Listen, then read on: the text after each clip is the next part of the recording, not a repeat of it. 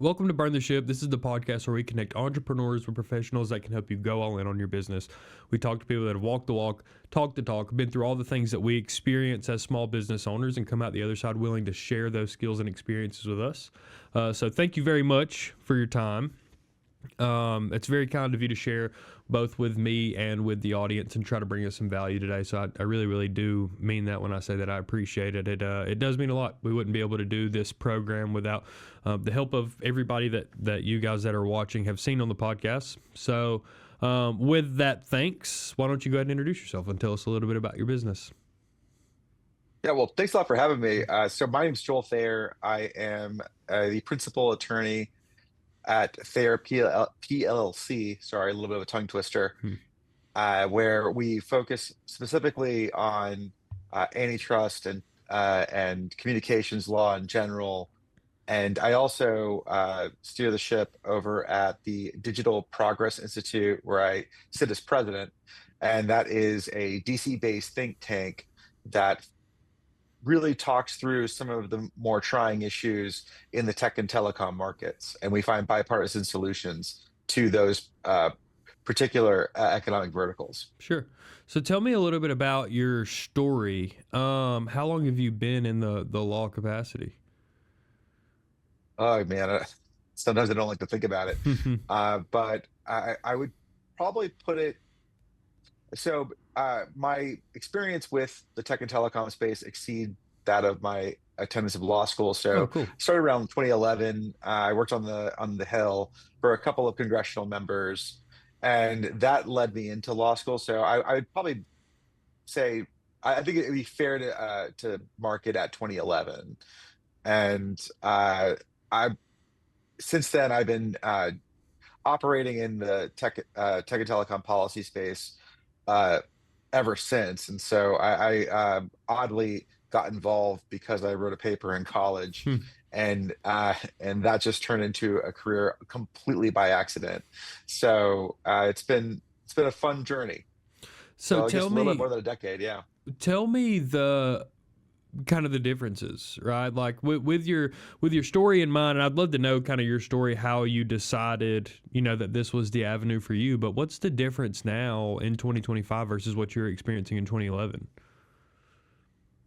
Oh man, market dynamics completely changed, and as you probably experienced even as a podcaster, uh, you start to see that there's a lot of vertical integration happening with these tech markets. So there used to be, from my perspective, a pretty clear delineation between the telecom sector and the tech sector.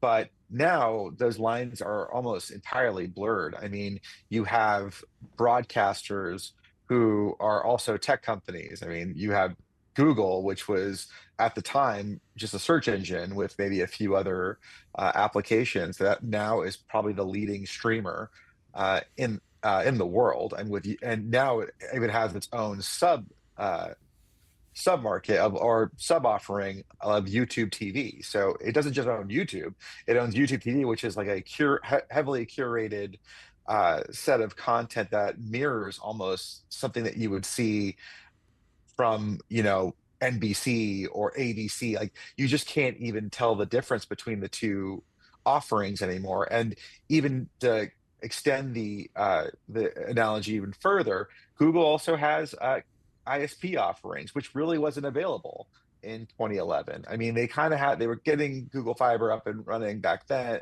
but it wasn't as like thought out and fully fleshed out as it is today. So again, I think you're seeing highly more concentration in these markets than you saw in 2011. And again, those lines are blurring, and to the point where you just can't tell the difference anymore between a what a Comcast does versus what a Google does versus what a Meta does, and even Verizon, which was predominantly a mobile carrier and a fiber optic carrier, it has its own streaming. Is trying to get into more streaming and bought Yahoo. I almost said Yoohoo. I guess it must be lunchtime, but again, I think that's been the more dramatic transition that I've seen. It's just been this giant blurring of markets, and these markets seem to be more and more vertically integrated, which is all the more reason why we should be thinking critically about how these markets are forming. And if you're an entrepreneur, this should be front and center of how you're thinking about starting your business, especially when you are going to be using a lot of these different applications, particularly social media. It's not just the case anymore that you can just put a billboard out and say, "Hey, I'm selling my wares," or even in the legal field, which I know is still a major way of advertising. You put a billboard up saying, "Hey, call me at 1-800 I am the law," and ask for my services. Now you can avail yourself to things on YouTube. You can avail yourselves to the offerings that on Instagram. I mean, I'm seeing law firms do this more and more. So it's actually a very interesting transition. Yeah, and it's my industry's mirroring some of that. The credit card processing world is absolutely mirroring some of that, trying to find auxiliary services to integrate into their existing technology that people are very married to. Um, and it puts me in a position to try and find ways to replicate some of those systems and processes. It may be not a case, and I've been doing this for 10 years, so it's very similar. Like if a client left me in 2015, it was because we did something wrong, or they found a better rate, or their cousin started doing credit card processing, or whatever that may be. And now, just within the last couple of years, we've lost a couple of clients because they moved to other technology service providers, and we simply couldn't replicate the solution that they were trying to implement within their business. Some of these people have just found ways to integrate and bring all of these business services under one hat in a way that is very different. And the ISVs of the world, or the SaaS companies of the world, are also kind of beginning with the end in mind, of putting some of these integrated features into their technology that creates a lot of stickiness. Where before you saw a lot of people really commit to the idea of finding product market fit, you see people really approaching like a fully complete fleshed out 10-year-old product, just trying to burn their way into the market, because of kind of the lowering cost of development and some of those no code platforms that have made that easier for people. So it's very interesting how probably in the beginning of your career, and definitely in the beginning of my career, we were trying to solve one problem at a time, and now it feels like we're having to address half a dozen things or more every single time I onboard a client. But tell me, with the Digital Progress Institute, what's kind of your role there, and where did you see the need for something like that come from? Well, it's a great question. So I think around 2020, and when COVID was hitting, I was a little disenchanted with the way folks were describing uh, how markets were developing, and some of the literature out there just felt incomplete to me. And it really made it feel like it was more polarizing Mm-hmm. than it really was. You felt like you were either on team elephant or team donkey, or Right. you're red or blue. And just my experience through working in various federal agencies and even on the Hill, it's seldom the case that only one party will drive through a particular policy. Now, it has happened before, and if you have at least a good enough majority, and the majority of either on the Senate side or the House side, if we're talking about legislation, you can do it. But you have a higher likelihood of success if you have someone on the other side of you agreeing with you, at least in principle. And then if you agree on the policy, it becomes just a stronger argument. So while I was reading all these different policies, especially in the area of antitrust, it made it feel like, you only could think about antitrust from the prism of a conservative or the prism of a liberal. And I thought, I started to see, and granted, I wasn't the first one to you know harp on this, but I Sure. think what we started to realize was that there were so few papers just trying to extend an olive branch to the other side and say, look, this is actually a bipartisan uh, exchange. And I always had this general philosophy of politics, where I didn't view politics as strictly a T chart, where you had like Right. Democrats on one side and Republicans on the other side. I viewed it more as a Venn diagram. And that the center of that Venn diagram was far healthier than the corners or the edges of the circles. And so I, along with a bunch of friends from my previous government life, said, why don't we, create something that talks about that? And instead of being divisive and talking about only the problems and only observing the problems from one political prism, why don't we augment the scope to talk about the solutions and what we agree on? And instead of being divisive, try to be more of someone who coalesces Right. both sides, just to get them into the room. And I think that's why we've seen a lot of success in DPI. And I think from my perspective, it punched well above our weight. I mean, if you look at what we've done just in the past 4 years, it's kind of astonishing for me in particular, and just the rooms that we've been able to get into, and the level of insight that we're able to provide to high power political figures. So I think that's why we really were trying to bridge a political divide, and I our instinct was that there was a market need for it. I mean, granted, we didn't do any studies. It wasn't like we went out and took a survey. It was just our us perusing all the literature and saying, man, I get everyone's missing the mark, because even when I was sitting as a clerk at the FCC, and I was with Ajit Pai, and in the Obama administration, so we were in the minority, Republican commissioner, or he was a minority Republican Mhm. commissioner at the time before he was chair. And there was just, I mean, one would think that, we were just going to vehemently disagree with everything that a Democrat would say. But in all actuality, we actually invited the Democrats or more liberal leaning organizations to come and talk to us, tell us what you're thinking through. And also, is there a meeting of the minds here on, a particular set of sub issues that we can agree on? And I mean, it's probably why you saw in Ajit side, or at least agree a lot with his Democrat counterparts. Now, we disagreed a lot on, other policy issues, but there were just certain fundamental things that we agreed on. Like, one, we agree that, everyone should have access to broadband. We agree that, no one should be silenced on a particular platform. And we agreed that, market concentration is an issue, and we should be careful in granting something that would give one side the one up over another side, especially if that other side was a smaller either carrier or player. So these things, in my mind, were so instinctual, or or it was like embedded into me, that like you had to at least have some form of agreement if a society is going to run. I mean, there's no way you can actually sit in any government agency or sit in any government institution without having those types of conversations. So we thought, how do we take that idea and we create an organization that allows folks to, one, disagree with me. They are free to disagree with me, but they're also able to come and tell me not just with which they disagree, but also the areas they do agree with me on. And maybe potentially we could work on those issues. And then the issues where you disagree with me will become a little bit more diminished or downplayed, or maybe you're willing to even hear what I have to say.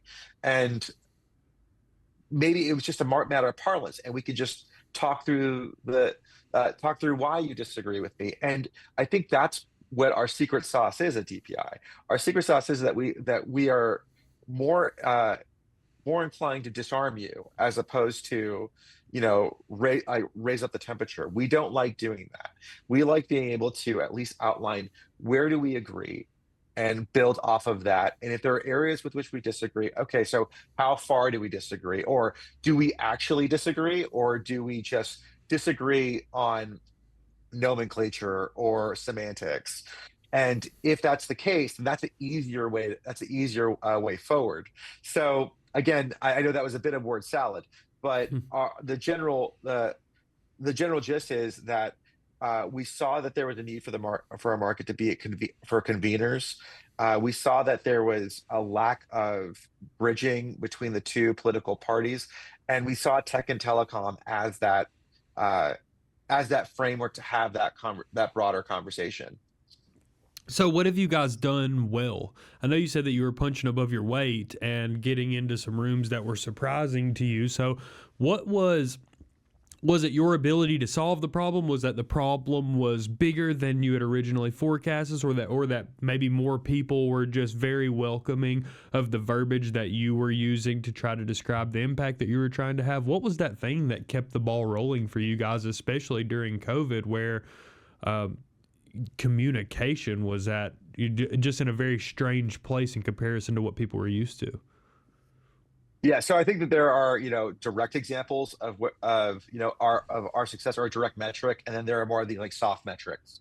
The soft metrics are some of the things that you just described, where we were getting more invites to not just Republican office. So if you look at my Twitter and you look at my general writings, I mean, there's no doubt I fall in the conservative category, and it'd be before DPI, I think it would shock a lot of people that I had conversations with folks on the other side. And so on the soft metric, I started to notice that we weren't just getting invited to hardcore conservative talks, but also to liberal talks, and having us.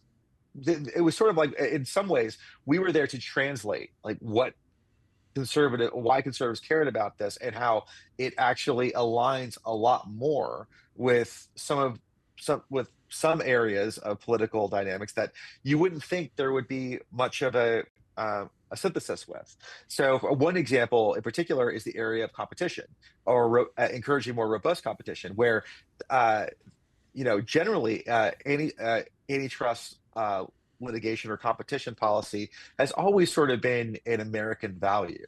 I mean, you can look at every administration. The one thing that you hear constantly is that we need to increase competition, increase competitive markets, and that is categorically viewed as a good trait of good governance, whether you were a Democrat or Republican. So what we were really tasked to do was explain some of the conservative views to more Democrat leaning folks, and also take what the Democrats were saying and say, look, we actually found areas of agreement, and take that back to the conservatives and say, we actually have an ability to make a real deal here. And it's why we were able to sign on to a lot of bipartisan legislation and push bipartisan legislation, like the Open App Markets Act is a good example of that. That opens up app stores. We all acknowledge that, Apple and Google may have a Herculean-like grip over their app stores, and they're able to extract monopoly rents to the tune of 30%, and not allow any other app stores onto their phones. And almost everyone has either an Android device or an iOS device. So there's clearly a market problem here. The question is, how do you solve it? But what I think we were successful in doing was taking the politics out of it. It's not a conservative idea to go and make sure that we have equitable markets in the App Store context. It's also not a liberal value. It's an American value to make that falls in that idea of fairness. And because as Americans, we've always punched up against high concentrations. It's actually the general premise of why we have a division of powers in our Constitution. So our goal, and this goes down to the soft metric, was being able to open up those lines of communication, and we are being viewed as thought leaders in that area. So on a more direct metric of success, I think the passage of the App Store Accountability Act, a bill that we helped develop the legal policy framework for, it's now been passed in 3 states. So it's been passed in Utah. It's been versions of it have been passed in Texas and Louisiana, and there's more states to come. Like, that is something that again, I just to put this in context, DPI did not exist in 2021. Like, there were think tanks that were doing this for, I don't know, 30, 40 years, and and they have great success, and like they're extraordinarily valuable. But I think that because we had we were nimble and able to address certain things and be able to draft things quickly and get into that political discussion more easily without having to go through like 700,000 areas of red tape that most of these larger organizations have. We were able to make a real difference and get things passed and get things done. So I think I credit that as one key example of how we are punching way above our weight.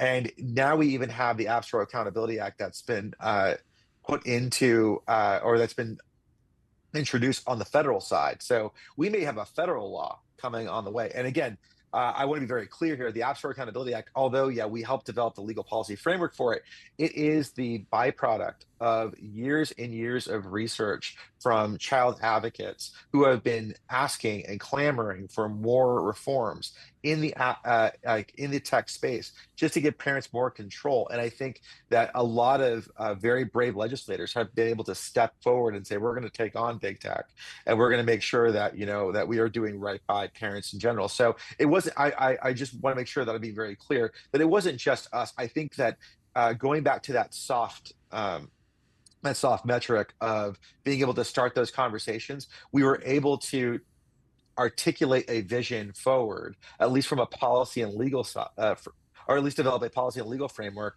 for states, red and blue, to adopt a policy that ensures that kids are safe online. So again, I think that would be two of my examples of punching above our weight. Of course, there's the other metrics where like I like to point to, like I'm a bit of a loudmouth. I mean, my mom would say I have opinions and I want them known. And so unlike I mean, in a very short time, we've been able to get ourselves in prime placements in very large newspapers and magazines. I mean, we're frequently in Newsweek, we're frequently in the Wall Street Journal. I mean, you name it, we've been a part of it. We're involved in a lot of some of these major discussions that are happening in the in the general tech and telecom space. And it's just been a real blessing to be able to do it. But again, I mean, it goes back to that entrepreneurial spirit.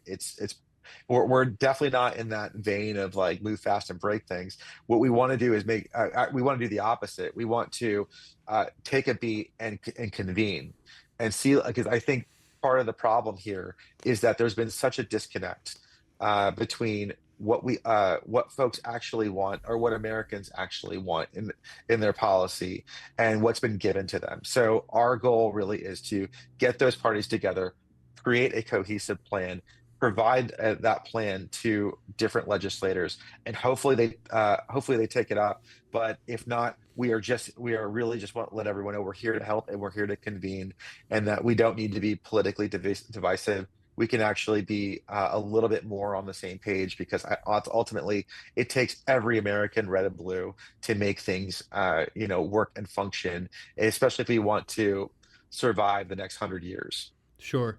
I can agree with that. As a country, yeah. Yeah, no, I can agree with that.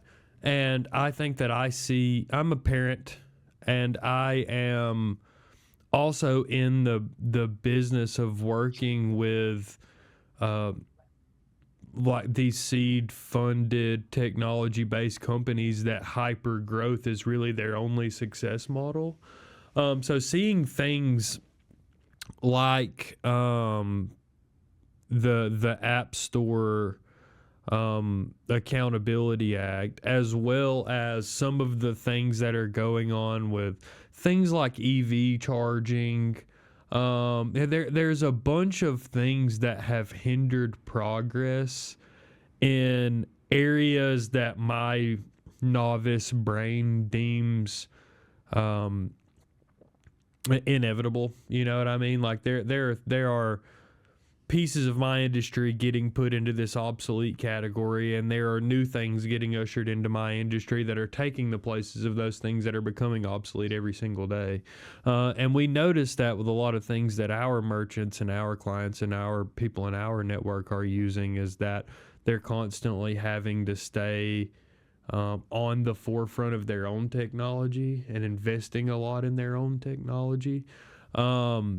And obviously I don't have to really speak to that from a parent standpoint of wanting your children to be safe online, but it's good to know that these conversations are being had where that, you can understand and predict that in the future you're not going to be marrying a product that's going to be this big monopoly, or taking advantage of what is happening to their market, or an industry is going to go underserved because one of these tech giants tries to buy their way into this industry. Like, without that level of communication, I genuinely believe that the amount of small businesses that would be at risk of getting just eaten by these tech giants is a really, really real thing. I mean, 30% on the App Store is a real conversation that you need to have with yourself before you write your first line of code. If your market, if your direct line to your market is through the iOS or through the Google App Store. Like, I have seen it happen with my own clients using their products. They can't even use me for payments, right? Because they're required to use the Apple and Google stuff, and it's really, really hard to navigate a lot of that stuff. So I think Yeah, that, which is why, like, I mean, to be very clear, like that is exactly what the Open App Markets Act is supposed to address, or OAMA, and also on the House side, I think mm-hmm, it's called the App Store Freedom Act, which is distinct from the App Store Accountability Act, mm-hmm, but which is all mostly directed towards protection of kids. mm-hmm, But again, going, like, I think that's absolutely right. As an entrepreneur, like, you basically are at the behest of a lot of these larger players, and you have to think through, I mean, can I afford losing 30% of my business or mm-hmm, 15% of my business if I want to, even enter into these larger markets? Or I mean, even if you want to grow and scale, I mean, you really can't do it unless you go through Google or you go through Apple. And right, so again, I just want to really harken, that's such an important point. And especially if you want to, if you're trying to, be an upstart in this tech, ever increasingly tech focused world, these are the problems that we have to address. And I think, again, this is where DPI really tries to highlight those problems, articulate a vision, and find a yeah, fair and incremental path forward. sure. Well, I'm all for promoting competition. I am all for having a chance as well, right? I mean, if we're going to compete, we might as well compete fairly. Let people try to solve problems for people that they deem worthy of it. I mean, that's what we are as this society that focuses on capitalism, is that people are identifying needs on a daily basis, and we're all collectively trying to figure out how to solve those needs and what is fair. So without the voice of organizations like yours and your organization specifically, myself, my own entrepreneur community, a lot of we would go woefully and grossly undervoiced, mostly based on time, right? We just have it. We would need to spend a tremendous amount of our resources that would take away from our businesses running on a day-to-day basis to be able to voice our opinions, at all, much less voice them the way that you are, in the ability to create some sort of community around solving things for people that go unvoiced. So I appreciate what it is that you guys do. And really, the last question I have for you is, where do people find you if they want to get in contact with you, or if they want to buy something from you, or if they have help, or whatever that may be, as well as how can we support you and your community? So those are all great questions. Well, I'll start the easiest ones. Where to find me? I mean, Hmm. I'm not hard to find. So you can go. I'm constantly annoying people on Twitter. My handle is Joel L. Thayer. So at Joel L. Thayer, you can find me there. You can also visit our website, digitalprogress.tech. That's where you can see all the latest things that we're working on, some of the latest writings that we have, some of the reports that were coming out. That's the most up to date stuff that we've got. But in terms of how you guys can help us, it's like sharing your stories with us. I mean, we really don't look for like cash here. Our view is that the most valuable thing that the entrepreneurial groups can do is reach out to us, tell us how a certain technology has helped you, tell us how it's potentially impacted your business, tell us what you're actually concerned about, because a big part of this, especially as we enter the age of AI, is going to come down to big tech versus little tech, or even some of these broader questions of what do we want our AI policy to look like, and how do we better incentivize more people to enter into these markets, because I think it'd be a very sad day if, someone from, Arkansas who wants to start their own business, and they want to do it, let's say they want to do their own form of AI that comports with their particular community's needs, can't do it because they're stuck using legacy folks who frankly have different ideologies and different views on what innovation looks like. So for my money, if like there's going to be an AI policy out there for the US, it should be something that not only ensures our competitiveness amongst our other foreign adversaries like China, but also encourages entrepreneurs like yourself and your viewers to go out there and just do it. I mean, it already takes an immense amount of bravery and to just say, you know what, I don't like my current job.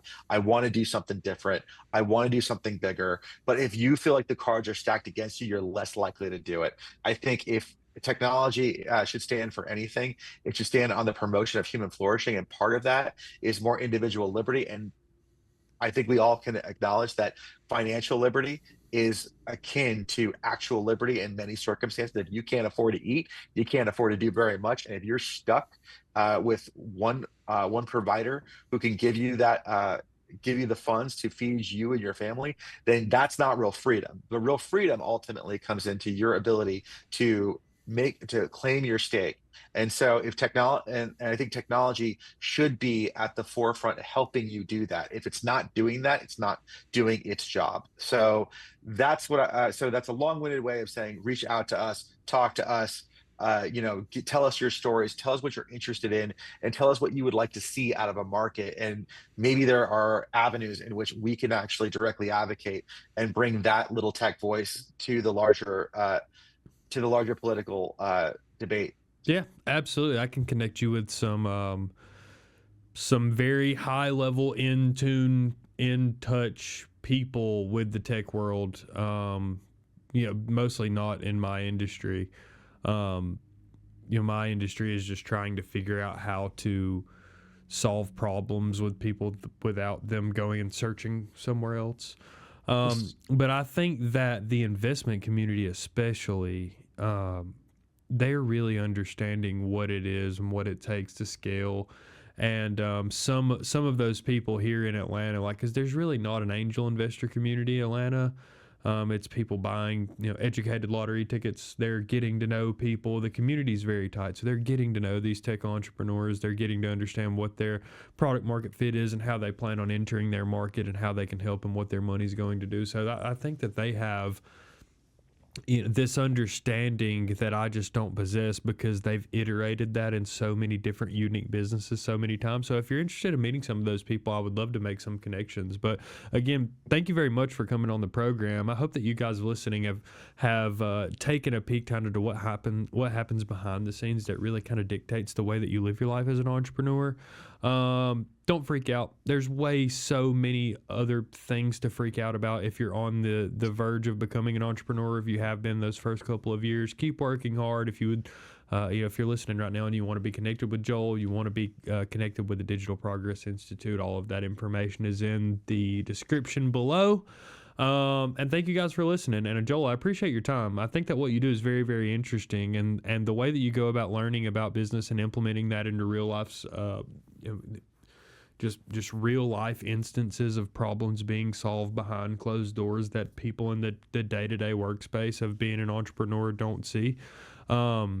It's a heroic effort, and we appreciate you. We would be grossly misrepresented and underrepresented if it weren't for people like yourself. So thank you for learning the verbiage and creating the relationships and doing all the things that I know that it takes to be successful. And I hope that you all continue to be nimble and continue to make an impact. And if we can help, please don't hesitate to ask in any way. I'd love to connect you with some people.